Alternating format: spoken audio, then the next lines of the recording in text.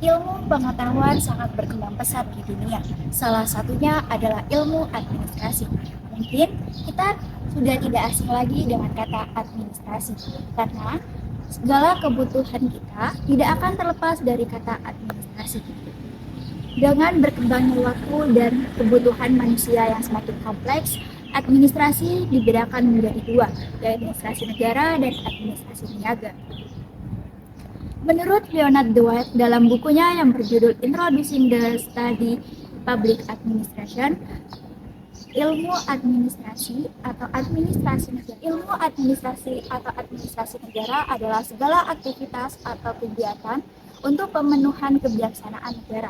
Sedangkan untuk administrasi ilmu yang mempelajari tentang pencapaian tujuan-tujuan untuk yang bersifat keniagaan atau ada beberapa faktor perbedaan yang menyebabkan administrasi negara dan administrasi niaga berbeda. Ada 7 faktor. Yang pertama yaitu dari faktor tujuan.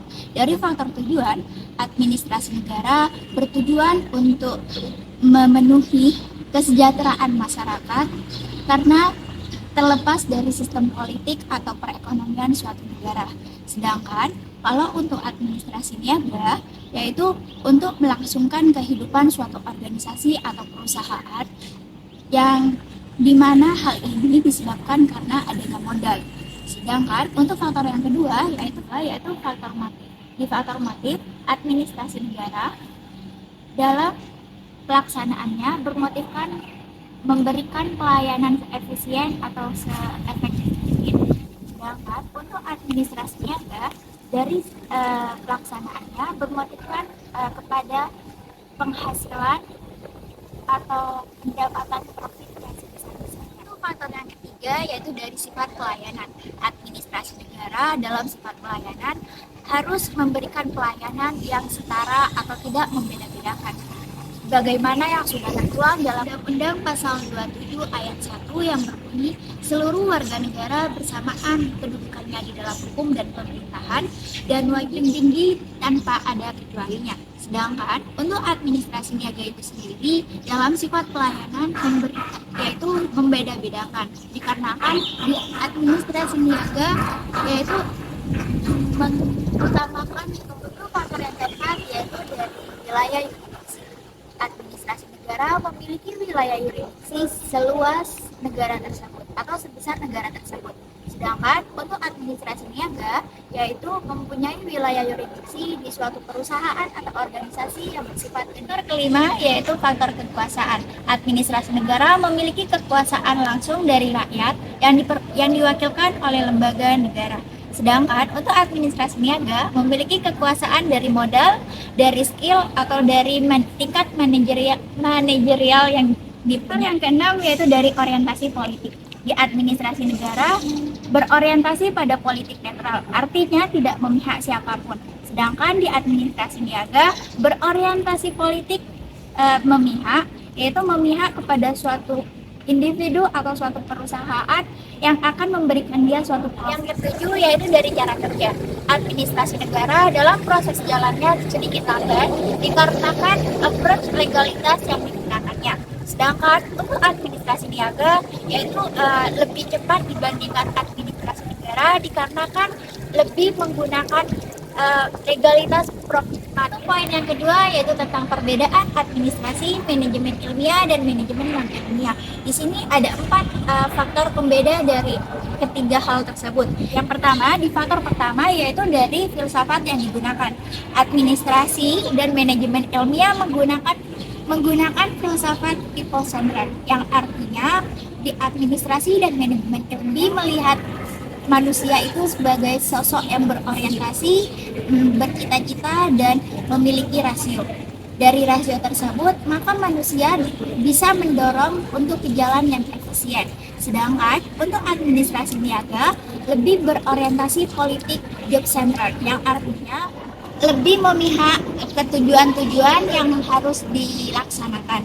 Yang kedua dari metode pendekatan yang digunakan yaitu yang pertama, administrasi dan manajemen ilmiah menggunakan pendekatan yang efisien dan ekonomis. Arti dari efisien di sini, input yang digunakan harus menghasilkan output yang lebih besar daripada input yang digunakan. Sedangkan administrasi dan manajemen marketingnya menggunakan pendekatan yang secara efektivitas. Artinya tujuan yang penting. Yang ketiga yaitu dari metode kerja. Dari metode kerja, administrasi dan manajemen ilmiah menggunakan metode kerja yang sistematis atau prosedur. Sedangkan untuk administrasi niaga menggunakan metode kerja yang tidak terstruktur atau tidak sistematis. Atau yang terakhir yaitu dari cara kerja. Administrasi dan manajemen ilmiah menggunakan cara kerja yang cepat dan tepat. Sedangkan untuk administrasi dan manajemen ilmiah menggunakan cara kerja yang tradisional, sehingga dari ketradisional tersebut mengakibatkan kelambanan cara kerja.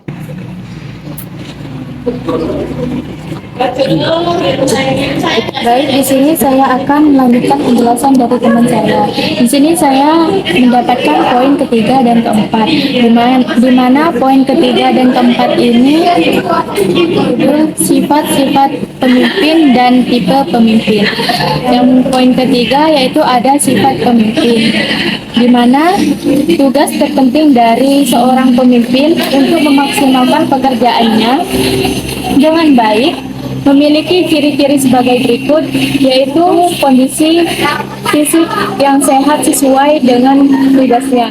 Yang kedua, berpengetahuan luas dan adil dalam memperlakukan bawahan. Keempat, memiliki stamina atau tenaga kerja dan antusias yang cukup besar. Baik, di poin keempat yaitu ada tipe pemimpin, di mana tipe pemimpin ini ada 5. Pertama ada tipe otokratik, di mana tipe otokratik ini menganggap organisasi sebagai milik pribadi serta menganggap bawahan sebagai alat semata-mata dan tidak mau menerima pendapat, saran, kritik dari orang lain. Kedua ada tipe militeristik, pemimpin yang suka dengan sikap formalitas. Tiga, ada tipe paternalistik, di mana pemimpin ini memiliki sikap keibuan dan kebapaan. Maksudnya yaitu biasanya memotivasi bawahan. Yang keempat yaitu ada tipe karismatik, di mana tipe pemimpin karismatik ini mempunyai daya tarik dan pengikut yang cukup besar. Yang kelima ada tipe demokratik, di mana tipe demokratik ini pemimpinnya terbuka. Maksudnya terbuka yaitu menerima semua saran, pendapat, serta kritik dari semua orang.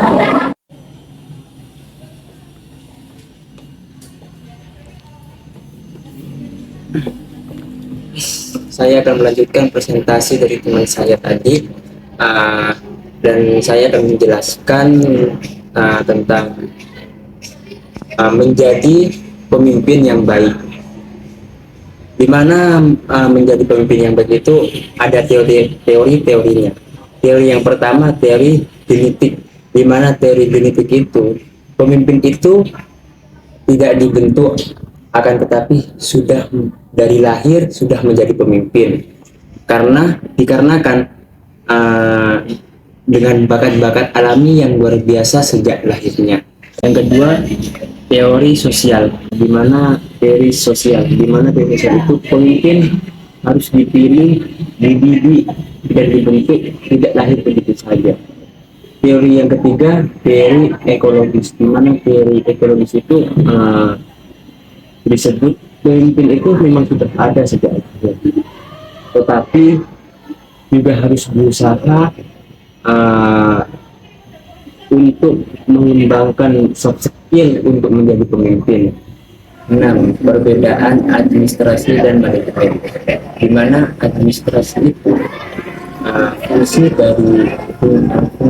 industri yang berkaitan dengan penentuan kebijakan perusahaan, koordinasi produksi, keuangan, dan